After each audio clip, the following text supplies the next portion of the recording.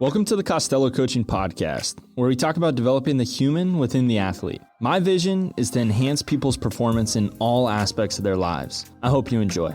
And we're back with the Costello Coaching Podcast. I'm Tommy Costello, and this is Andrew Rohrbach. Andrew Rohrbach. Chippy today, huh? I'm a little chippy today. Yeah, today's going to be a fun one. We're going to dive into work-life balance. Common topic talked about amongst people. I think everyone's entitled to their own opinion on this one and what works for them. But Andrew and I actually have different thoughts on work-life balance. So why don't you start it off with what are your first thoughts when someone makes a comment saying work-life balance? What comes to mind right away? Yeah, sure. What comes to mind when I think of work-life balance? I think, what is that? That's crazy. No, Who does that? No, I don't. I think it's incredibly important. Arguably one of the most important metrics that you should keep track of. I think, here's my opinion on it, and you have a different opinion, I believe, but I'll let you go next. My opinion is that if you overwork yourself and you don't have work-life balance, you will outwork yourself. You will get closer to burnout, if not already in burnout, and you will be sacrificing the quality of your work by not balancing out with some sort of rest. I know this firsthand. I was, as we've talked about in this podcast, I was a professional baseball player, and I was also I don't like using this word, but a professional model at some point. And he's being humble. He modeled for some of the biggest agencies in the world and brands there are. Yes, you don't have to be humble about that. You're a big time model and a professional baseball player. I was definitely a professional baseball player, and I was an amateur model. No, I regardless of this, I worked myself into complete burnout to where I questioned every single thing about what I was doing and why I was doing it. And I have since learned through a lot of different ways of stepping away from the game of how I could have done better at work-life balance so that I wouldn't be in a position where I'm not playing baseball right now. I think I arguably worked myself out of playing the game of baseball, and I worked myself out of the love of what I was doing because I was so consumed with results and so consumed with outworking people that I lost the love for what I had for it when I wasn't getting the results.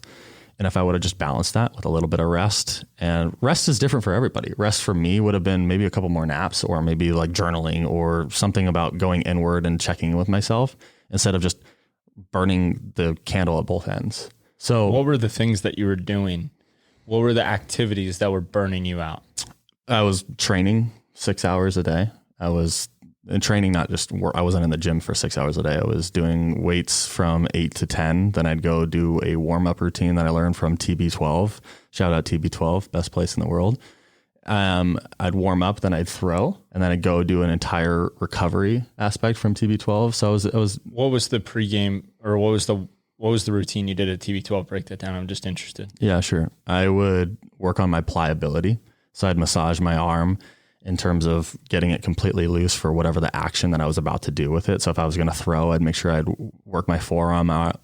These are techniques that if you want to know about them, you'd have to go to TB12. I know you've been there, but some people don't. So I'd have to massage my arm out. For simple terms, I want you to stay on it, but this routine might help someone. So pliability is where we're lengthening and softening the tissue within the arm. And when we're working on pliability, what we'll do is we'll do a muscle contraction with extension or relaxation as the tissue is being lengthened by the masseuse or by yourself. And so you're saying that you would get to the facility or you'd get to the field and you'd go through your self pliability, correct? I would do the same thing. Yeah. We both worked with TB12. That was what initially connected us. Mm-hmm. And my arm felt fantastic when I was doing it. So yeah. So you would do the massage, and then would you do bands or? Yeah. So I do the massage. I do the pliability stuff when I'd wake up. So I'd wake up, have 2 glasses of water. I'd have a glass of green juice, and then I'd have a turmeric ginger tea. I drink all of that before I get going. Then I do the pliability work for my shoulder, elbow, and legs. I would then do some static stretching, which is not necessarily most recommended, but I would feel pretty good with it. I know some players enjoy static stretching before.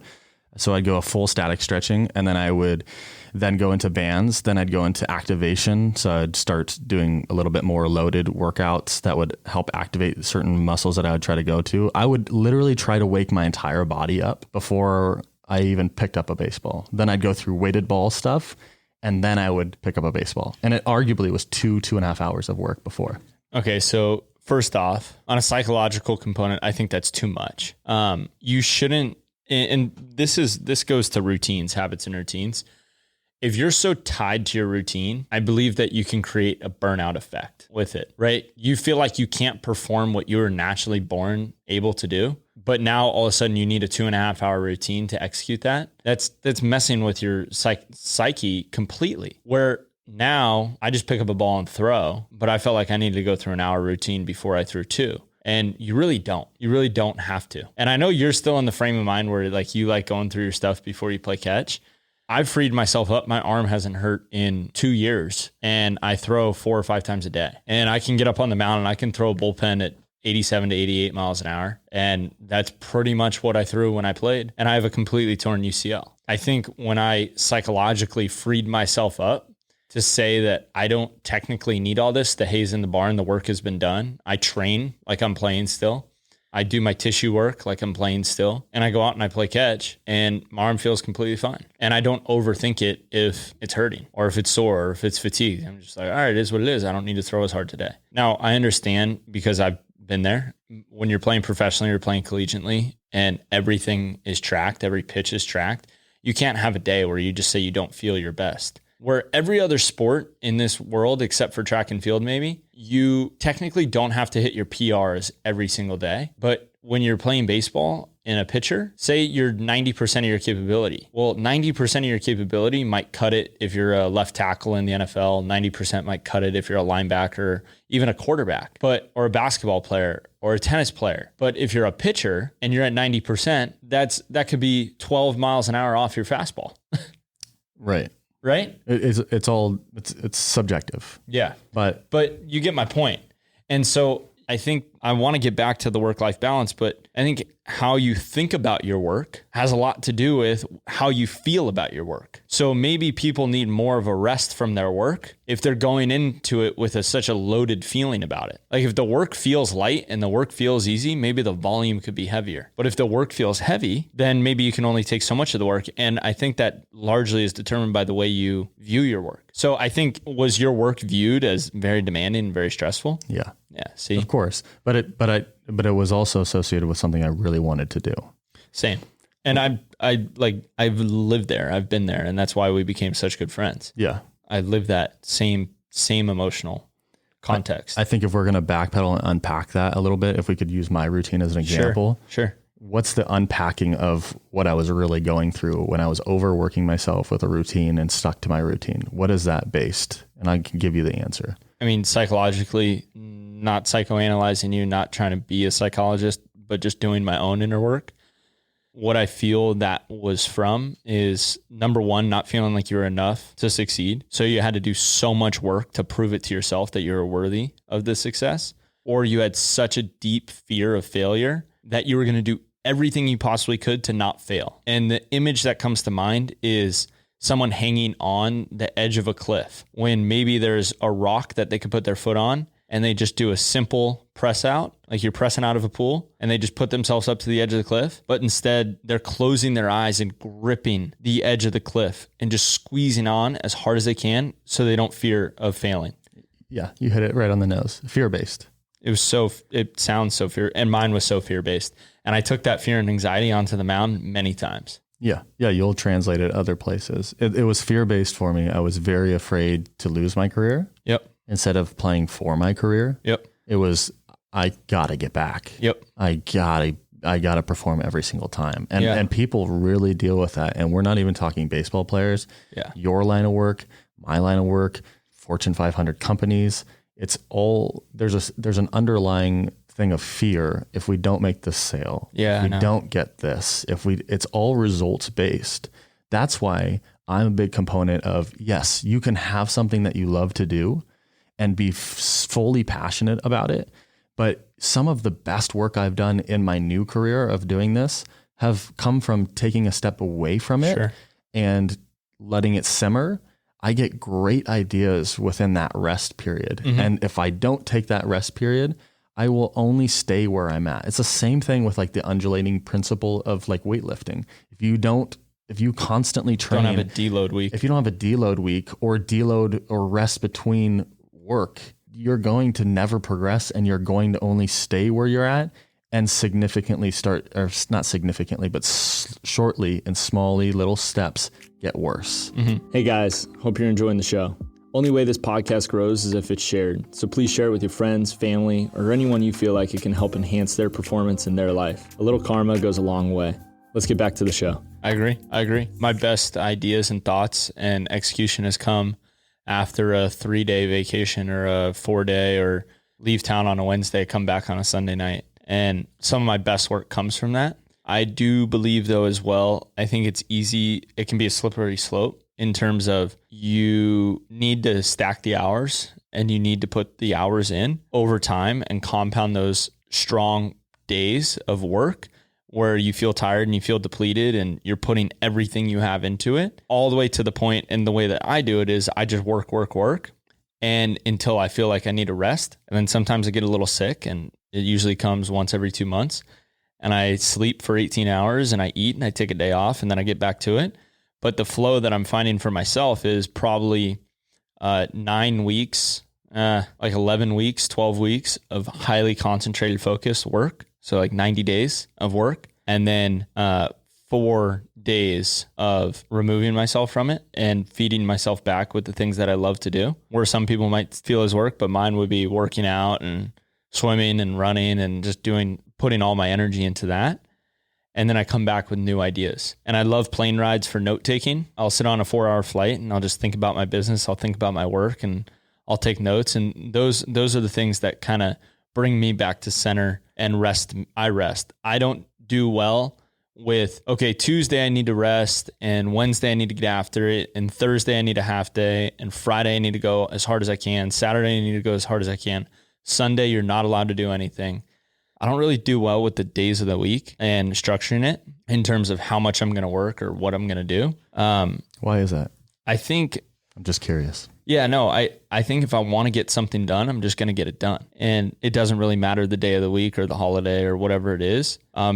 And same goes for it if it's a random Wednesday and most people are at work. Like I might be golfing the whole day and do whatever I want to do. And that's the benefit of owning your own business. But I'm not of the mindset of certain days should be no work and certain days should be all work. I think it's just a feel thing for me. And I tend to drift towards working way more often than not. Is there any reason why you lean more towards working more than... I enjoy it. You just enjoy what you do. I love what I do. And if you told me that I had nothing to do today on Wednesday, I'd probably golf. And if I wasn't able to golf or go to the beach or do something like that, and I just had to sit, relax, it would be boring. It would be like a wasted day in my feeling, in my gut. Do you feel like you're missing out on something? No, I think 2 things. I think that we're all going to die, and my work, as important as I feel my work is, 100 years after I die, if someone remembers me, that's incredible. But they probably won't. And if I think that my work is so important that it's going to be completely valued after I die, then my ego is too big and I'm not in reality. So the work isn't that important. But I think it's what I enjoy with as many days as I get. And if I have 100 days left, I would want to do what I love to do and work as hard as I can for those 100 days, because that's what I believe I was put on this earth to do, is to serve people in the way that I serve them. And I try to empty my tank every single day doing what I'm called to do. And so that's where I'm at with it. Well, then I don't have any, I think that's beautiful, genuinely. And it brings up my next question, because it seems as though what you're doing is something you're passionate about, and what you have, like, even though you like to work a lot, it's something that values you. Yeah. And you do find rest in different areas. So that begs the question. I think this big topic of work to rest ratio and everything that we're talking about, I think people get messed up with it because maybe they aren't doing something they love to do. Yeah. And so if they're not enjoying what they're doing, they're always seeking rest because they're finding no value in what they're doing for work. Makes sense. So would you follow that up with, how do you find what you love to do? That's got to be the next question at that point, because here's the thing. We talked about this right before we got on. Each person's viewpoint on how much they work and how much they rest is their own thing, you know, and to each their own. I'm not going to sit here and say you're doing it wrong and I'm doing it right and vice versa. Yeah, sure. And if I'm doing that, then I'm the joker. But when it comes to someone who's complaining about their work and then complaining about work to rest ratio, I think we just need to go back to, what are you doing for work? Yeah. And I don't think I typically don't complain. I will never complain about the work that I do because I'm inherently grateful for what I get to do. And I truly am. So I've never complained about the work that I do. But I have felt so fatigued that I'm like, man, I'm so tired. And I just need to take a rest, and I can't handle it. I just need to take a rest. And once I'm rested, I get back to it. Sometimes a lot, when you're helping a lot of people, they can just continue to want from you, which is fine. I'm here to serve. I'm here to help. But what I've been able to do is really put up boundaries in terms of schedules. And so maybe 5-10 minutes ago, I said that Monday through Friday and, whatever, I don't work like that in terms of I'll work whenever I feel like I want to work, but it's very structured to the day and the time when people get to see me. So my work is in two parts. One part, I'll see 8 to 9 people. So I'll do 9 hours of in-person sessions a day. So one person, 1 hour, 9 times a day. But there's about 14 hours of work each day on average, excluding, maybe 1 or 2 days a week, depending on what's needed. But the structure and timeframes are set up that way throughout Monday through Friday and Saturday, Sunday, so that I have my own time to work on the things that need to improve within the business. But people are only allowed to see me certain times, and you can only pay to see me in certain times. So I definitely utilize a schedule and a calendar in that way. But if my brain is going on something and I'm sitting on a couch on Sunday at 1:00 watching the Masters and my brain is thinking about something, I might go do 6 hours of work on that thing that I'm thinking about right in that current moment. Or most people might put it off till Monday. And then, because I strongly believe that we should take action when the feeling is hot. So if you have a great idea, take action on it right away. Like, take massive action right when the feeling comes to mind, and then things will happen for you. A lot of people get great ideas and then the feeling simmers away and then they never really execute the great idea. There's a balance with everything with that too.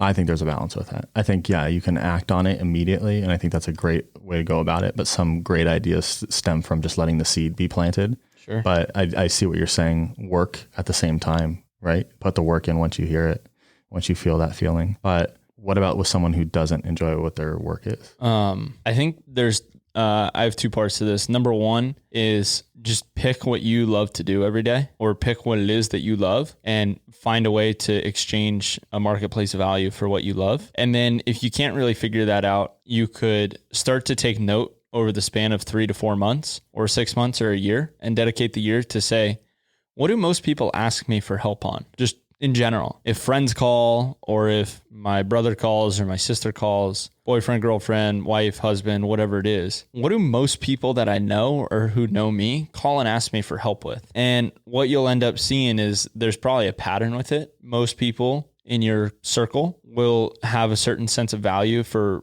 whatever the topic is. Maybe it's you're a great handyman, or maybe you're a great sounding board. You can listen to someone really well. Maybe it's anything. Maybe it's decorating. Maybe you're a great interior designer and your friends are always asking to help decorate for Christmas or whatever it is. That's where you could put your work towards and exchange that for monetary value. And if you do that, all of a sudden you're doing things that you're naturally good at. And if you're naturally good at it, it's so much easier to get better at that. Like me, I'm naturally good at training. I'm naturally good at baseball. And I love working at it. It's my passion. So I help people with it and challenge myself to get educated on it. There's something people do every single day that's pretty consistent, but they're not finding value in, that they do almost every single day, or that they always seek out to make sure that they get into a routine or habit, and they don't put enough value on that. That might be the thing that they really love to do. Yeah. Like, I loved having conversations with people, deep, intimate conversations. Yep. Loved it. Seeked it out. And then I'd sit there and ask the question, man, what am I doing? Like, I don't know what I'm going to do after my baseball career. What am I supposed to do? And it's just over and over and over again. I'd have deep conversations. And I'd leave those deep conversations going, man, my cup's filled. I love talking about philosophy and what are your thoughts on this? And what are my thoughts on this? And, I could help you in this way. And an interesting question came to mind. If you have one more thing to answer is what if you do find that thing that you love to do? How do you balance that in the world that we live in with this whole concept of work to rest ratio with someone else in your life? Now, I'm not just saying spouse, significant other, but your family. Where does that come into play? Because the way I look at it, there's a lot of successful people in this world, but a lot of successful people in this world don't have good work to rest ratio with things that are actually like families. Okay, so I have a lot of thoughts on this. Yeah. Number one is, you could look at these super successful people and they time block it and they say, all right, Tuesday at 4:00, no one's allowed to contact me except my family. I got Tuesday family dinner. We're going to do bowling after. We're going to do all these fun things on Tuesday nights, Thursday nights, and Saturday nights. No one can get me except my family on those 3 days. So look, after a year, 50 times 3, there's 150 days out of the 360, 156 out of the 365 days a year. I'm dedicated to my family half the day, and you have boundaries. People do that, right? Mm-hmm. People do that.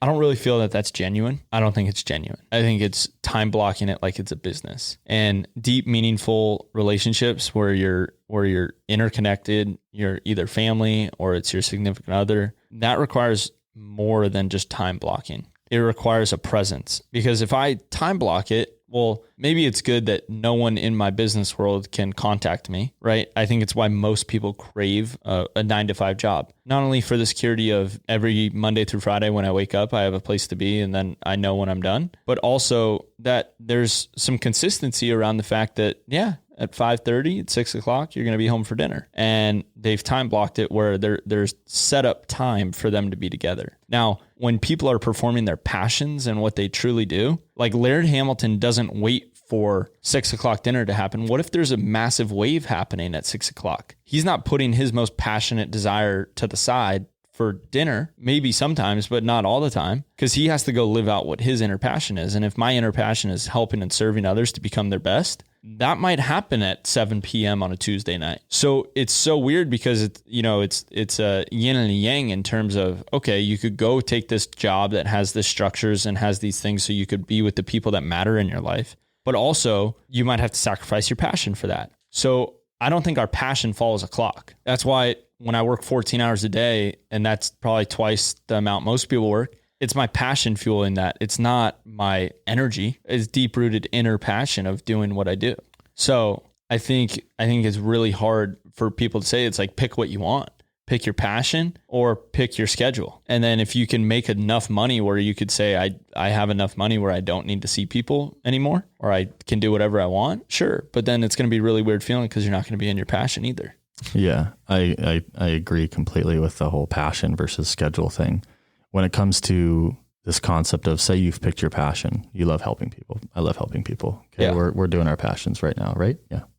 When it comes to surrounding yourself with people who are going to understand this, that's where it gets a little tricky. And my thoughts on this is to also find someone who's also following their passion. Yeah. When you do that, this weird but necessary balance of, if 6:00 a wave comes in, you go pick up the wave, there's going to be this understanding from both sides. Mm-hmm. Now that's where it gets tricky. I've been in relationships where I was following my passion and my passion was getting in the way of what they wanted the relationship to be, what they were expecting the relationship to be. That's where it got tricky for me. And that was something that really, really caused a lot of turbulence in my life. And that's not to say, hey, you have a family, you have kids, all that.